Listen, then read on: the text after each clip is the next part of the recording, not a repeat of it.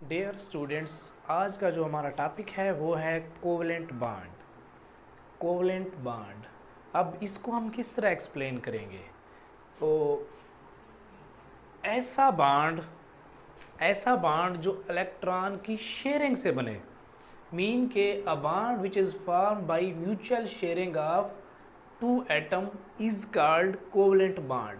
अब mutual sharing से हम क्या इसका मतलब लेंगे? म्यूचुअल शेयरिंग क्या होती है?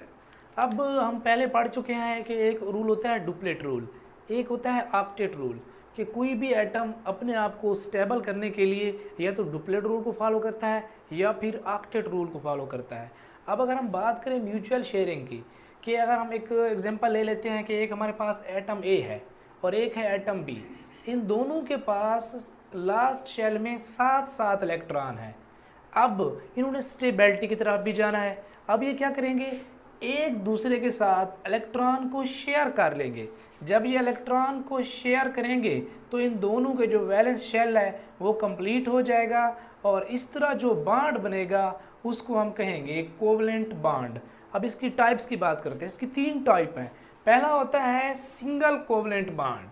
अब सिंगल कोवलेंट बॉन्ड में क्या होता है कि बॉन्ड बनाने वाला हर एटम एक इलेक्ट्रॉन शेयर करता है। कैसे?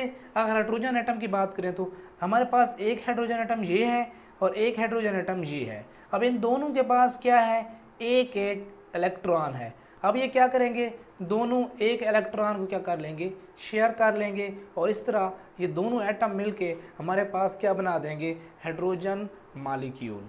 अब इसको हम सिंगल लाइन से ज़ाहिर करते हैं। सिंगल लाइन से कैसे? कि जैसे क्योंकि इन दोनों ने एक इलेक्ट्रॉन शेयर किया है तो इनके दरमियान एक लाइन बनेगी, तो उसको हम सिंगल लाइन से ज़ाहिर करेंगे। अब दूसरा बॉन्ड हमारे पास जो होता है वो होता है डबल कोवलेंट बॉन्ड। अब ऐसा बॉन्ड जिसमें बॉन्ड बनाने वाला हर एटम 2 इलेक्ट्रॉन शेयर करता है। ऑक्सीजन के एग्जांपल लेते हैं। ऑक्सीजन है, उसके पास देखें ये लास्ट शेल में 6 इलेक्ट्रॉन है। अब उसके पास क्या है? इनके पास एक ही चांस है कि ये इन दोनों इलेक्ट्रॉन को आपस में क्या कर लें? शेयर कर लें। अब क्या हुआ? इन दोनों ने अपने दरमियान 2 इलेक्ट्रॉन जो हैं इनको शेयर किया है और ये हमारे पास क्या बन गया? Oxygen molecule. और इनको हम डबल लाइन से ज़ाहिर करेंगे। कैसे? अगर हम इसको बनाएं तो ये जो 2 इलेक्ट्रॉन थे, ये लास्ट वाले 2 इलेक्ट्रॉन थे, तो इनको क्या करेंगे? ये आपस में शेयरिंग कर लेंगे और हमारे पास क्या बन जाएगी? डबल लाइन, और ये बन जाएगा ऑक्सीजन मॉलिक्यूल। और अगर हम बात करें ट्रिपल कोवलेंट बॉन्ड की, कि ऐसा बॉन्ड जिसमें बॉन्ड बनाने वाला हर एटम 3 इलेक्ट्रॉन देता है। नाइट्रोजन का एग्जांपल अगर हम लें कि इसके पास देखिए, इसके पास 5 इलेक्ट्रॉन है वैलेंस शेल में, इसके पास भी 5 हैं। अब ये क्या करेंगे? आपस में 3 इलेक्ट्रॉन का शेयर करेंगे। अब हमारे पास क्या बन जाएगा? Nitrogen molecule. इसको हम 3 लाइनों से ज़ाहिर करेंगे क्योंकि 2 इलेक्ट्रॉन जो होंगे वो एक लाइन बनाएंगे। अब ये हमारे पास क्या होंगे? 3 बॉन्ड बन जाएंगे। ये नाइट्रोजन की मिसाल है। इसमें सबसे अहम पॉइंट जो हमने देखना है, जो एग्जामिनेशन पॉइंट ऑफ व्यू के लिहाज से इम्पॉर्टेंट होता है, कि सिंगल कोवलेंट बॉन्ड में कितने इलेक्ट्रॉन हिस्सा लेते हैं। तो जो हमारे पास जवाब होगा वो होगा 2।